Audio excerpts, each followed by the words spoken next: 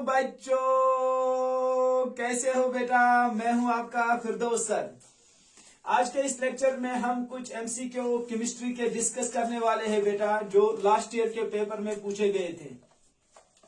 तो सबसे पहला क्वेश्चन यहाँ आपके स्क्रीन पे है बेटा, जिसमें हमें ये पूछा गया था, on moving from left to right in a periodic table in a period of a periodic table. बेटा आपको पता है हमारे पीरियोडिक टेबल में दो चीजें होती हैं, एक तो होते हैं पीरियड्स, एक तो होते हैं पीरियड, दूसरे होते हैं ग्रुप्स। वर्टिकल लाइन्स को आप ग्रुप्स कहते हो, हॉरिजॉन्टल लाइन्स को आप पीरियड कहते हो।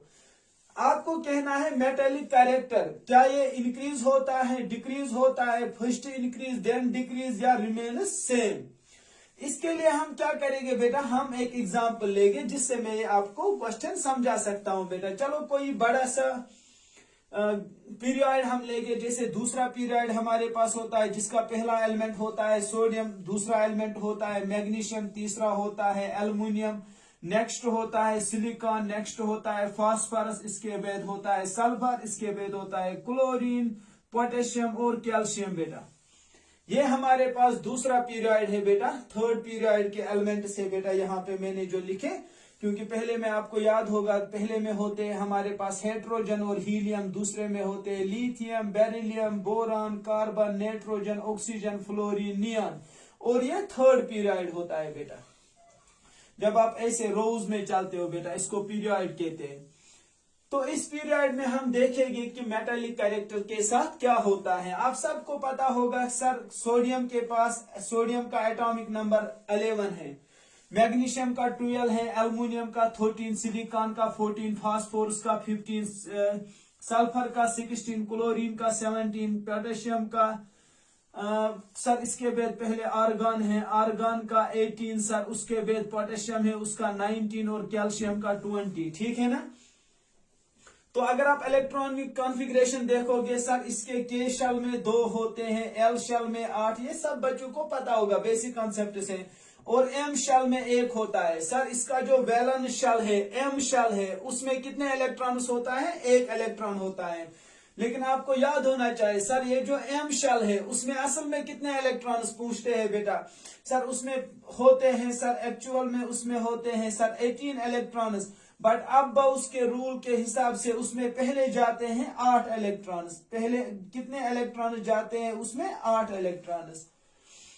तो नेक्स्ट हम देखेंगे मैग्नीशियम जो हमारे पास है, जब आप उसमें देखोगे के में 2 उसमें भी जाएंगे, एल में 8 और एम में 2 जाएंगे। सिमिलरली जो एल्युमिनियम है बेटा, उसमें भी के में 2, के शेल में 2, एल शेल में 8 और एम शेल में 3। सिमिलरली सिलिकॉन में भी के में 2, एल में 8 बेटा, एम शेल में जाएंगे 4, एम शेल में जाएंगे 5, एम शेल में जाएंगे 6, एम शेल में जाएंगे 7, एम शेल में जाएंगे 8 बेटा। सिमिलरली यहाँ पे बेटा आपके पास पोटेशियम जो है, पोटेशियम का दूसरा शेल आ जाता है जिसको आप एम के बाद एन शेल कहते हो। पोटेशियम में इलेक्ट्रॉनिक कॉन्फ़िगरेशन के में 2, एल में 8, एम में भी 8, एन में 1 होता है। पोटेशियम के एन में 1 होता है और सोडियम के एन में 2 होते हैं बेटा। ये सब बच्चों को पता होना चाहिए अकॉर्डिंग टू बेटा as per the above rule. ठीक है ना, जो पाली और अबव का रूल है बेटा। तो दूसरी बात जो यहाँ पे है बेटा, दूसरी बात जो यहाँ पे है, अगर आप देखोगे सर, सोडियम के वैलेंस शेल में 1 इलेक्ट्रॉन है, लेकिन स्टेबिलिटी के लिए उसको 7 मतलब 8 इलेक्ट्रॉन होने चाहिए, क्योंकि सर नोबल गैस आर्गन जो है वो स्टेबल है, क्योंकि उसके वैलेंस शेल में 8 इलेक्ट्रॉन्स हैं। सर सोडियम को तो 1 ही इलेक्ट्रॉन है, इसको 7 की जरूरत है। क्या ये 7 लाएगा कि 1 देगा सर? ये तो 1 देगा बेटा। सोडियम सर 1 इलेक्ट्रॉन लॉस करता है, क्योंकि इसको 7 कोई देने वाला नहीं, तो ये +1 बेटा दिखाता है। सिमिलरली मैग्नीशियम को 2 है, इसको 6 की जरूरत है, कोई 6 देगा नहीं, ये +2 दिखाता है। एल्युमिनियम को यहाँ पे 3 इलेक्ट्रॉन है वैलेंस शेल में, तो ये +3 दिखाएगा, क्योंकि 5 कोई देगा नहीं।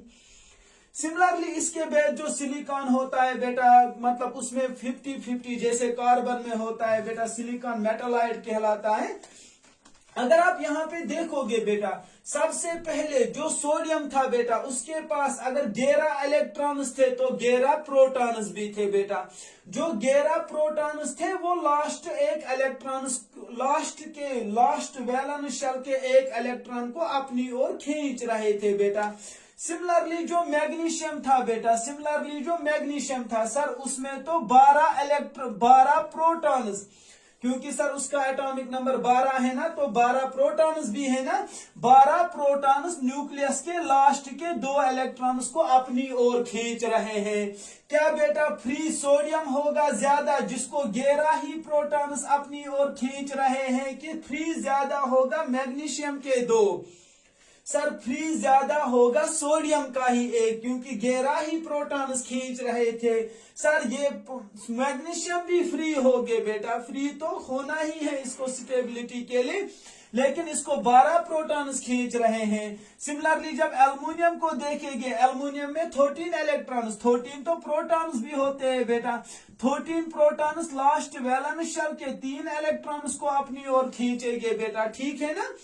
तो हम कह सकते हैं सर सबसे ज्यादा जो फ्री अवेलेबल होगा सबसे फर्स्ट सोडियम का सर, उसके बाद मैग्नीशियम, उसके बाद एल्युमिनियम का। क्योंकि सर जब हम लेफ्ट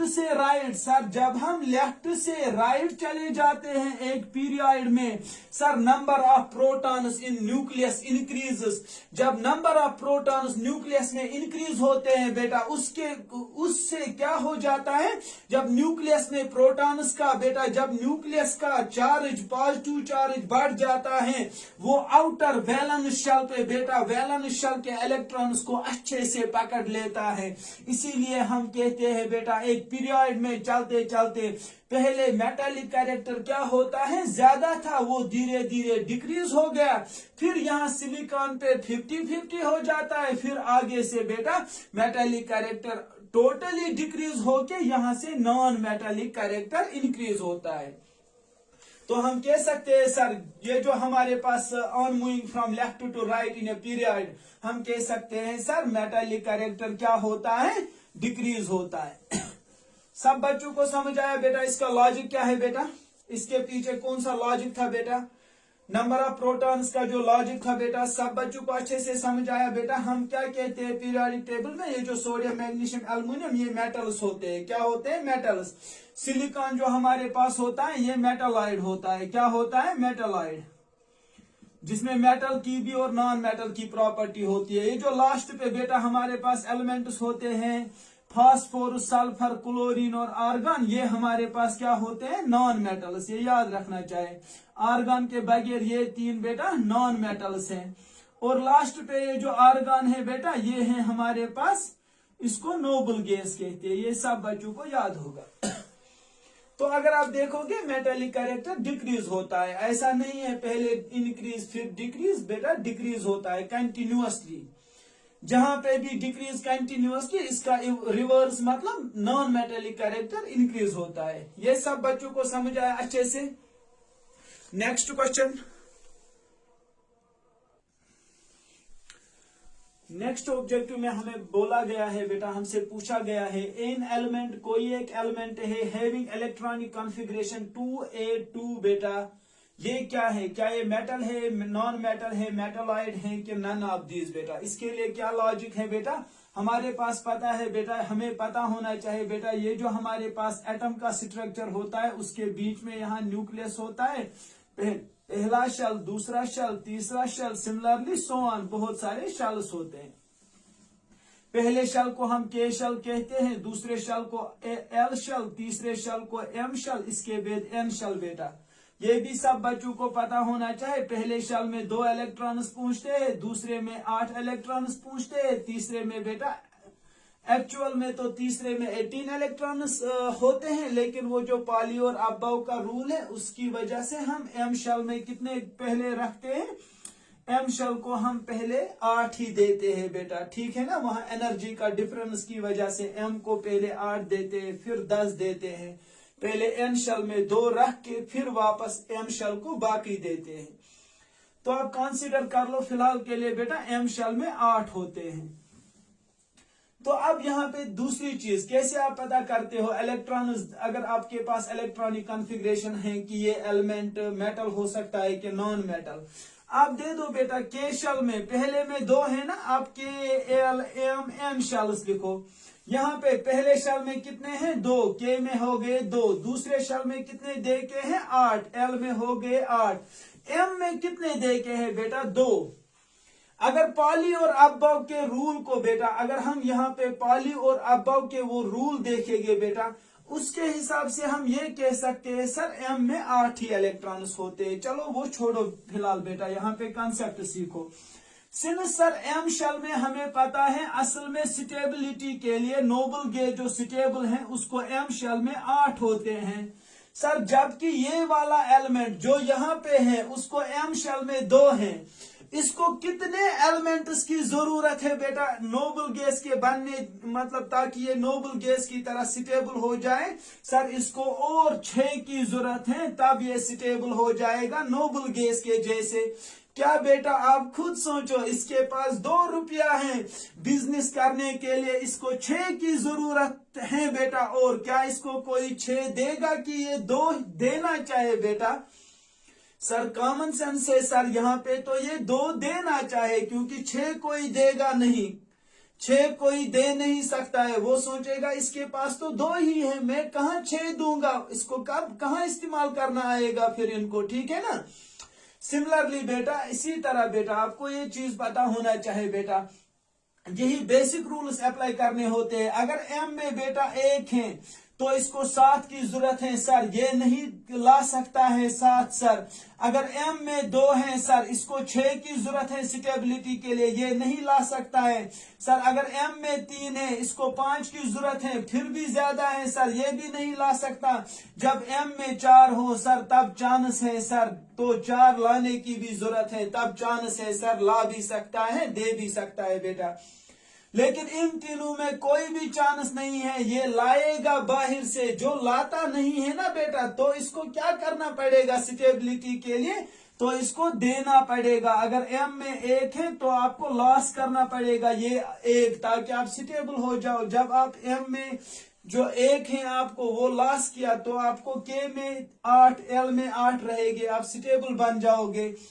सिमिलरली अगर आपको एम में 2 है तो आपको लॉस करने हैं बेटा। जब एम के 2 लॉस करोगे आपको रहेंगे के में 2, एल में 8 बेटा, आप स्टेबल रहोगे।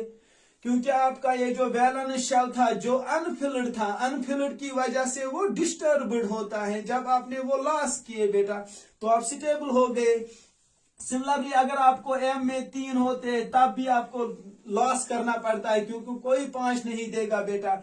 जो भी एलिमेंट्स दुनिया में इलेक्ट्रॉन्स को लॉस करते हैं बेटा, उन्हें हम मेटल्स कहते हैं। तो ये कौन सा एलिमेंट हो सकता है सर? ये मेटल हो सकता है। बच्चे लोग बेटा समझ आया? सब बच्चों को समझ आया कि कैसे ये मेटल है बेटा, और इसके पीछे लॉजिक क्या है बेटा? तो नेक्स्ट क्वेश्चन देखेंगे।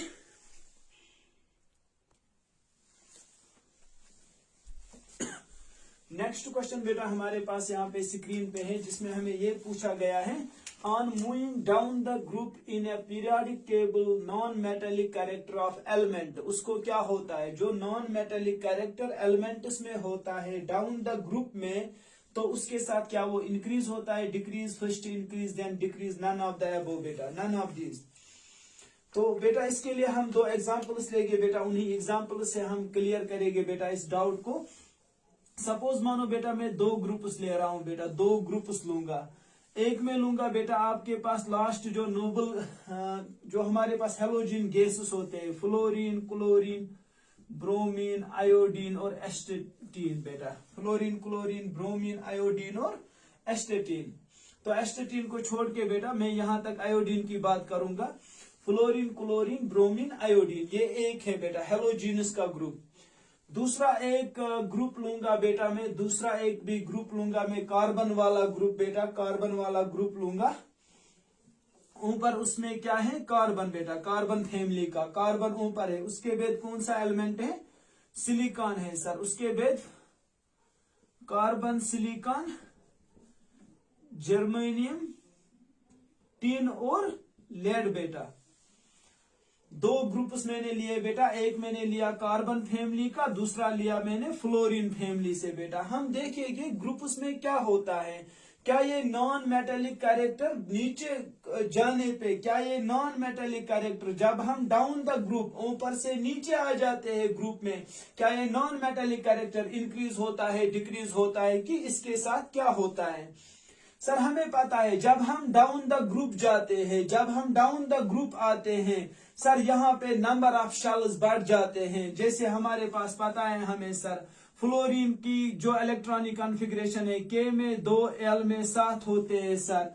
सिमिलरली जो क्लोरीन है उसमें K में 2 L में 8 M में 7 होते हैं सर। नीचे जाने पे हर एक नीचे जाने पे नंबर ऑफ शेल्स इंक्रीज होते हैं सर। जितना एक एटम का साइज इंक्रीज होगा उससे मेटालिक कैरेक्टर इंक्रीज होता है, क्योंकि जितना एक एटम का साइज बढ़ जाता है बेटा, देखो मेटालिक कैरेक्टर कैसे इंक्रीज होता है। ये किसी का न्यूक्लियस है, इसको इतना ही साइज है, मानो इसका न्यूक्लियस ने इसको अच्छे से पकड़ा होगा बेटा, ठीक है ना। न्यूक्लियस के पॉजिटिव चार्ज ने इस पहले शेल को अच्छे से ग्रिप में लाया होगा।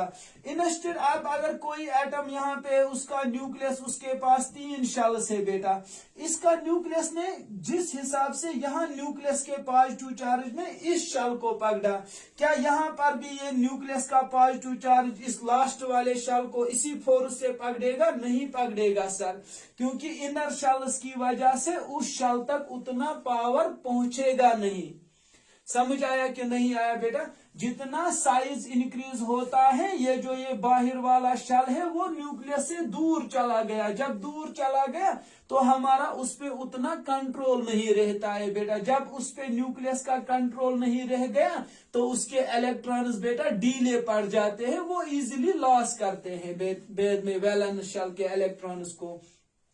इसीलिए हम कहते हैं सर, जब down the group shell increase होता है, नया नया शेल इंक्रीज होता है सर, शेल इंक्रीज होने को हम कहते हैं down the group metallic character increase होता है बेटा। मेटालिक कैरेक्टर क्या होगा सर? मेटालिक कैरेक्टर होता है इंक्रीज, मेटालिक कैरेक्टर इंक्रीज होता है। ये था हेलोजीनस की एग्जांपल, आप यहां से भी देख सकते हो बेटा।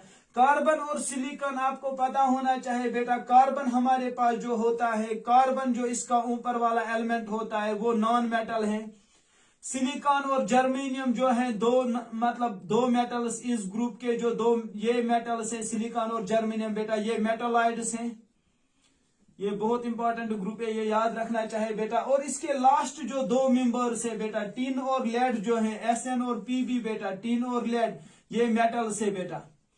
यहां से भी आप देख सकते हो, पहले नॉन मेटल बेटा, फिर धीरे धीरे 50% मेटल 50% नॉन मेटल, क्योंकि मेटलाइड का मतलब इसमें दोनों की प्रॉपर्टी होती है। फिर लास्ट पे मेटल में कन्वर्ट हो गया, इसका मतलब नॉन मेटेलिक कैरेक्टर नीचे आने पे, ग्रुप्स में नीचे आने पे नॉन मेटेलिक कैरेक्टर गायब होता है। गायब होने को मतलब मेटालिक कैरेक्टर इंक्रीज होता है सर। जब नीचे आने पे मेटालिक कैरेक्टर इंक्रीज होता है, इसने कहा था नॉन मेटालिक कैरेक्टर को क्या होगा, इसका रिवर्स होगा ना बेटा। जब सर मेटालिक कैरेक्टर इंक्रीज होता है तो हम कह सकते हैं sir non metallic character decrease होगा। तो बी ऑप्शन इसका करेक्ट ऑप्शन है। नॉन मेटालिक कैरेक्टर का मतलब क्या है बेटा, वो मैं आपको यहां से भी समझा सकता हूं। नॉन मेटालिक कैरेक्टर का मतलब होता है बाहर से ही इलेक्ट्रॉन को अपनी ओर खींचना, उसी को हम कहते हैं नॉन मेटालिक कैरेक्टर बेटा, जो इलेक्ट्रॉन्स को लॉस नहीं बल्कि गेन करते हैं। क्या यहाँ पे जब आप ग्रुप के बेटा, जब आप किसी ग्रुप में टॉप से बॉटम आ जाते हो, क्या यहाँ पे आपको लग रहा है कि नीचे जाते वक्त इलेक्ट्रॉन्स को खींचने का काम हो रहा है कि लूज करने का काम? सर यहाँ पे तो ऊपर नॉन मेटल ये लॉस नहीं करेगा, लेकिन नीचे आ गया ग्रुप में मेटल, मतलब ये लॉस करेंगे। इसका मतलब ऊपर से नीचे ये जो नॉन मेटालिक कैरेक्टर था सर, ये क्या हो गया सर? ये हो गया decrease, non metallic character decrease. Non metallic character का मतलब था कि अगर ऊपर नॉन मेटल था, नीचे भी अगर नॉन मेटल ही आ जाता ना, स्ट्रॉन्ग नॉन मेटल, तो हम कहते metallic character, non metallic character increase हो गया। ये सब बच्चों को समझ आया बेटा? ऊपर मेटल था, नॉन मेटल था, इसने कहा नॉन मेटालिक कैरेक्टर को क्या हो गया, हमें देखना था क्या नॉन मेटल जो ऊपर था क्या वो नीचे तक रह गया, नहीं रह गया सर, वो तो कन्वर्ट हो गया मेटल में। इसका मतलब नॉन मेटालिक कैरेक्टर डिक्रीज हो गया। क्या हो गया बेटा? डिक्रीज। इसीलिए यहाँ पे option number B will be the correct answer. This example is the best example for this. Next बेटा,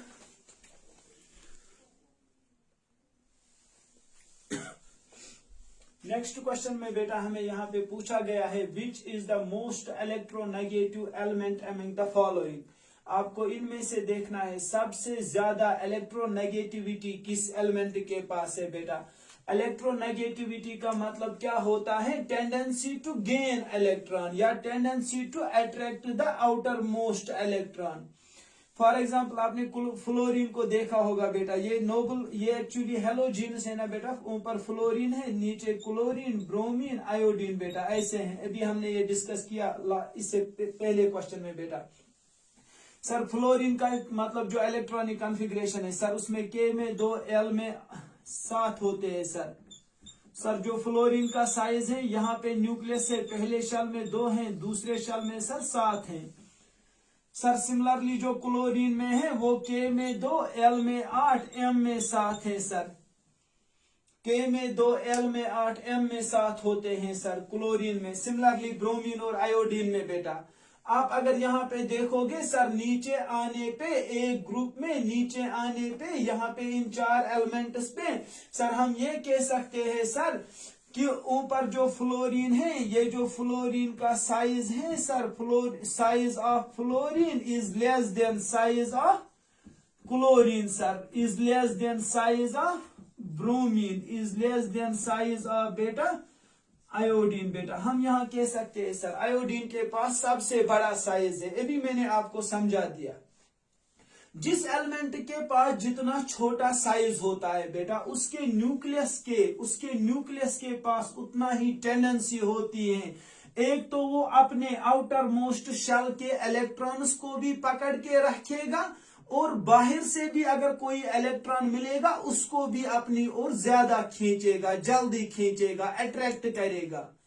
अब जब मेरा साइज बड़ा होगा बेटा, अब जब मेरा साइज बड़ा होगा तो मुझे अपने इलेक्ट्रॉन्स के लिए पूरा मतलब अटेंशन नहीं रहेगा। मुझे अपने इलेक्ट्रॉन्स के लिए, मानो मेरा साइज बड़ा है, यहाँ न्यूक्लियस है, पहला शेल, दूसरा शेल, तीसरा शेल, चौथा शेल, जैसे आयोडीन में होता है। ऑलरेडी ये जो बीच में बहुत सारे शेल्स है, जब न्यूक्लियस यहाँ से अपना फोर्स मतलब लगाएगा, न्यूक्लियर फोर्स से खींचने की कोशिश करेगा आउटर मोस्ट शेल के इलेक्ट्रॉन्स के साथ साथ बाहर वाले किसी इलेक्ट्रॉन को भी।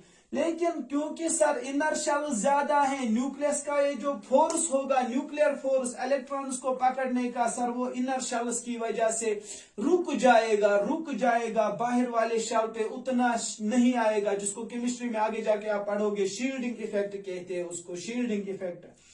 सर वो जो जितना यहाँ पर न्यूक्लियस का पॉजिटिव चार्ज इस शेल को लास्ट वाले शेल के साथ साथ बाहर वाले किसी इलेक्ट्रॉन को पकड़ने की टेंडेंसी रखेगा सर, यहाँ पर उससे बहुत कम होगा। यहाँ पर भी न्यूक्लियस तो खींचने की कोशिश करेगा, लेकिन सर ये जो बीच वाले शेल्स होंगे ये उस न्यूक्लियर फोर्स को रुका देंगे, इसका मतलब आगे से ये कंडीशन निकलेगा, जो न्यूक्लियर फोर्स लास्ट शेल पे पहुंचेगा वो उतना नहीं पहुंचेगा, जिसकी वजह से न्यूक्लियर फोर्स उन आउटर मोस्ट शेल के इलेक्ट्रॉन्स को खींच नहीं पाएगा बेटा। जबकि फ्लोरीन में साइज कम होने की वजह से इसमें एक तो अपने इलेक्ट्रॉन्स को भी खींचेगा अच्छे से, और ये टेंडेंसी रखेगा बाहर वाला भी इलेक्ट्रॉन मिल गया उसको भी खींचेगा। मैं आपको एग्जांपल दूंगा बेटा, जैसे क्लास में बच्चे होते हैं बेटा, जहां पे खाली 2 बच्चे होंगे क्लास में, ऐसे 2 ही रोज थे, इन पे टीचर जो मतलब पढ़ाएगा उस पे टीचर का असर अच्छे से पड़ेगा। अब खुद सोचो, अगर मेरे पास यहाँ पे बहुत ज्यादा रोज होंगे, जब टीचर पढ़ाएगा बेटा, टीचर की नजर इन पर तो होगी, वो पहले 2-4 बच्चों को तो रोज क्वेश्चंस किया करेगा, लेकिन आपने अक्सर देखा होगा ये जो बैग पे रहते हैं बच्चे, उनको टीचर का अटेंशन उतना नहीं मिलता है। मैं ऐसा बिल्कुल भी नहीं कहता हूं लास्ट वाले बच्चे एपीजे अब्दुल कलाम नहीं बन सकते, लास्ट वाले बच्चे भी एपीजे अब्दुल कलाम बन सकते हैं, लेकिन कंडीशन ये है बेटा, यहाँ पे ये जो लास्ट वाले होते हैं उन पे वो इफेक्ट नहीं रहता है जितना इफेक्ट इन आगे वालों पे रहता है।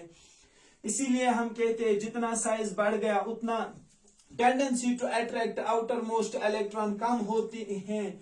इसीलिए जिसका साइज जितना कम उसको उतना इलेक्ट्रोनेगेटिविटी ज्यादा होता है। तो fluorine among these 4 elements is the element जिसके पास मोस्ट हाईएस्ट, या हम कह सकते हैं मोस्ट या हाईएस्ट इलेक्ट्रोनेगेटिविटी होगी बेटा। ये क्लियर हो गया क्यों? क्योंकि इसका साइज कम है बेटा। इलेक्ट्रोनेगेटिविटी किसको कहते हैं sir? Tendency to attract outermost, sir tendency to attract outer electron. Outer electron जो होगा वो अट्रैक्ट करने की टेंडेंसी को ही कहते हैं इलेक्ट्रोनेगेटिविटी।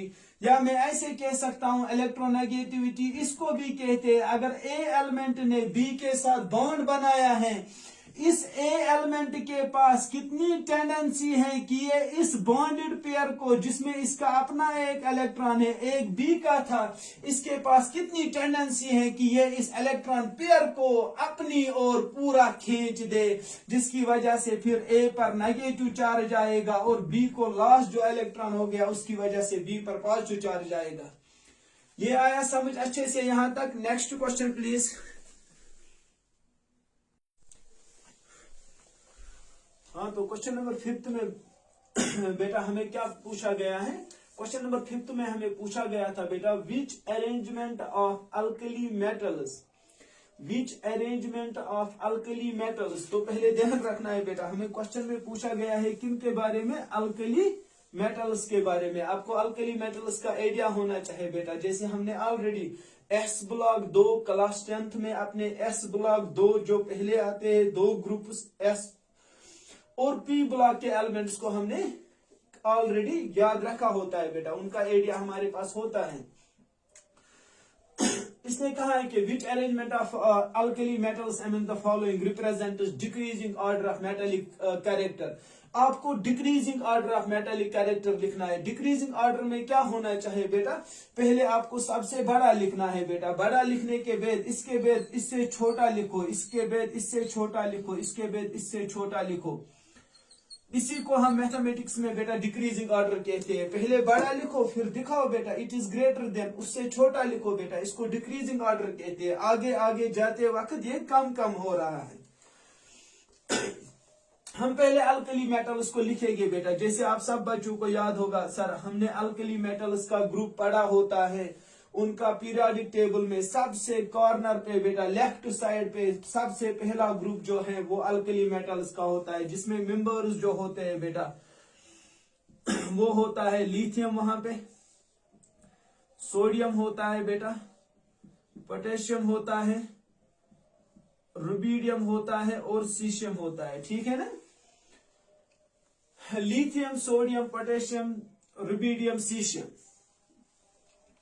या हमारे पास फ्रेंशियम भी होता है। तो यहाँ पे आप सब बच्चों को पता होना चाहिए, सर हमारे पास जो भी पीरियोडिक टेबल में ग्रुप्स हमने देखे हैं, हमने प्रॉपर्टी ऑफ ग्रुप्स में पढ़ा है, सर हमने देखा down the group, down the group, जरा बोलो पीरियोडिक टेबल में डाउन द ग्रुप जब आप जाते हो क्या साइज इंक्रीज होता है कि डिक्रीज होता है? सर जब हम डाउन द ग्रुप चले जाते हैं, डाउन द ग्रुप, सर जब हम डाउन द ग्रुप चले जाते हैं, ग्रुप के नीचे आ जाते हैं, सर यहाँ पे साइज को क्या होता है? साइज इंक्रीज होता है बेटा। मैंने आपको कल मतलब इससे पहले वाले डाउट क्लास में भी बोला था कि मेटालिक कैरेक्टर को क्या होता है साइज इंक्रीज होने से? सर जहां पे साइज इंक्रीज होता है, साइज इंक्रीज होता है, इंप्लाइज मेटालिक कैरेक्टर भी इंक्रीज होगा। मेटालिक कैरेक्टर को भी क्या होगा बेटा, मेटालिक कैरेक्टर भी इंक्रीज होगा, क्योंकि साइज इंक्रीज होने से न्यूक्लियस को आउटर शेल्स पे उतना कंट्रोल नहीं रहता है, आउटर शेल्स के इलेक्ट्रॉन्स लूज रहते हैं, इसीलिए वो मतलब इजीली लॉस होते हैं। उसी को मेटालिक कैरेक्टर कहते हैं बेटा। Since down the group size increase हो गया, डाउन द ग्रुप जब साइज इंक्रीज हो गया तो मेटालिक कैरेक्टर इंक्रीज हो गया। अगर आपको कोई पूछेगा इन एलिमेंट्स में सबसे ज्यादा मेटालिक कैरेक्टर किसका होगा, आप कहोगे सबसे ज्यादा, सिंस यहाँ पे सबसे बड़ा साइज होगा सीशियम का, तो सबसे ज्यादा सीशियम को होगा सर यहाँ पे क्या, मेटालिक कैरेक्टर। उसके बाद रुबीडियम का, उसके बाद पोटेशियम का, उसके बाद सोडियम का, उसके बाद लिथियम का। सब बच्चों को समझ आया ना, मतलब क्या कॉन्सेप्ट मैंने बोला। तो आप ऐसे लिखोगे सर, क्योंकि जैसे आपने अभी बोला डिक्रीजिंग ऑर्डर को हम कहते हैं, पहले बड़ा लिखना है, ये वाला सिंबल यूज करना है। ये बड़ा था 5 से, तो ये वाला सिंबल नहीं बेटा, ये वाला सिंबल इस्तेमाल करना है। 6 is greater than 5, 5 is greater than 4, 4 is greater than 3, 3 is greater than 2। Similarly मैं यहाँ पे जिसको सबसे ज्यादा मेटालिक कैरेक्टर था, जिसका सबसे ज्यादा बड़ा साइज था, उसको पहले लिखूंगा caesium. Has greater metallic character than rubidium बेटा, has greater metallic character than potassium, then sodium and then lithium. Which among the following बेटा, इन 4 में से कौन सा इसके साथ मैच होता है, उसी पे क्लिक करेंगे। पहला सीशियम, रुबीडियम ना, यहाँ पे तो पोटेशियम होना चाहिए, ये गलत है। दूसरा पोटेशियम नहीं सर, पहले तो सीशियम होना चाहिए, गलत। यहाँ पे caesium, rubidium, potassium, sodium, lithium, हाँ sir this one is the correct. Last पे सीशियम के बाद पोटेशियम, यहाँ पे भी गलत था। सभी बच्चों को अच्छे से समझ आया क्या लॉजिक था बेटा। Next question please.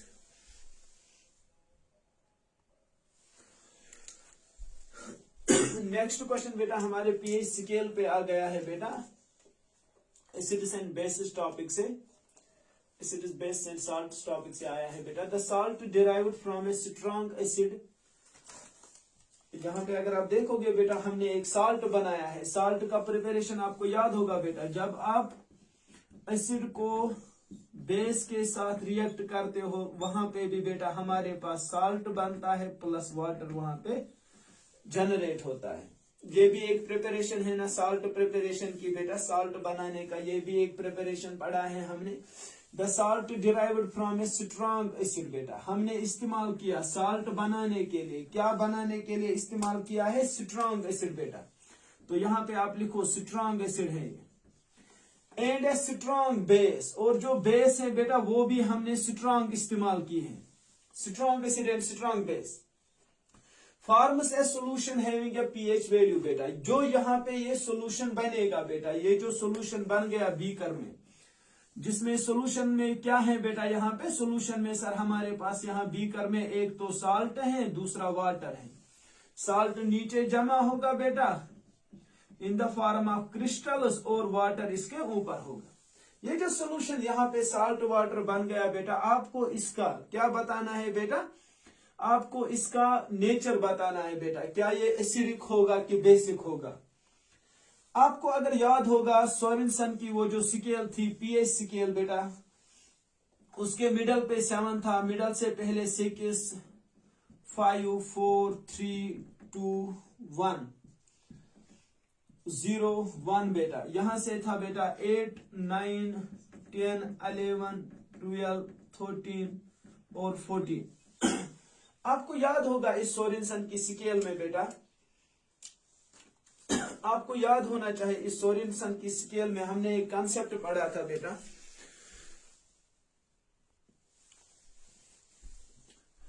तो अगर आपको याद होगा उस सोरेनसन की स्केल में तब आपने पढ़ा था ये जो सर हमारे इस सोरेनसन की स्केल पे ये जो मेंबर 7 आ रहा है सर, ये इसका मिडल मेंबर है। तो ये हमने वहां पे पढ़ा था कि इसका पीएच सर यहाँ पे क्या होता है, pH = 7 का मतलब होता है यहाँ पे सोल्यूशन, ये इनका मिडल है बेटा, यहाँ पे सोल्यूशन हमारा न्यूट्रल होता है, जैसे वाटर हमारे पास होता है बेटा, फॉर एग्जांपल वाटर की सिमिलरली आपने ये भी हमने वहां पे सीखा था जब pH लेस देन 7 होगा, जब pH लेस देन 7 होगा उसका मतलब हमारा सोल्यूशन क्या होगा उस वक्त बेटा, उस वक्त हमारा सोल्यूशन एसिडिक होगा। सिमिलरली आपने ये भी पढ़ा था जब हमारा pH बेटा, जब हमारा pH ग्रेटर देन 7 होगा, जब pH का वैल्यू 7 से ज्यादा आएगा उस वक्त हमारा ये जो सॉल्यूशन होता है बेटा ये बेसिक होता है। साथ ही हमने ये भी पढ़ा था सर क्या यहाँ पे pH 6 पे भी मतलब वो जो सबस्टेंस जिसका pH 6 निकलेगा क्या ये भी एसिडिक होगा, एसिडिक होगा, लेकिन एसिडिक कैरेक्टर इसमें क्या होगा, ये वीक एसिड होगा बेटा, वीक एसिड, जैसे एसिटिक एसिड होता है आपके पास बेटा, एसिटिक एसिड ये वीक एसिड होगा। इससे ज्यादा एसिड वो स्ट्रांग होगा जिसका pH 5 होगा, उससे ज्यादा बेटा, क्योंकि जितना आप यहां जाओगे लेफ्ट की तरह उतना आपका एसिडिक कैरेक्टर इंक्रीज होता है। जिसका pH बेटा अब 0 हो गया बेटा वो दुनिया में माना जाता है स्ट्रांग एसिड, जैसे नाइट्रिक एसिड आपके पास होता है बेटा, नाइट्रिक एसिड। सिमिलरली यहाँ पे जिसका pH 8 होगा वो आपने पढ़ा था, जिसका pH 8 है सर वो माना जाता है weak base, weak base. Similarly जिसका pH 14 होगा वो दुनिया का स्ट्रांग बेस माना जाता है, स्ट्रांग बेस। ये था उस